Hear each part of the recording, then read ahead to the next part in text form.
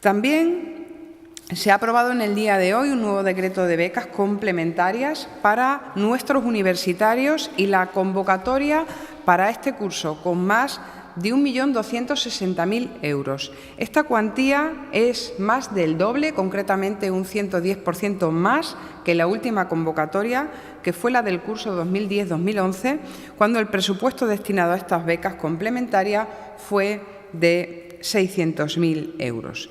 El Gobierno de Extremadura flexibilizó el año pasado los criterios académicos impuestos por el Ministerio de Educación, Cultura y Deporte.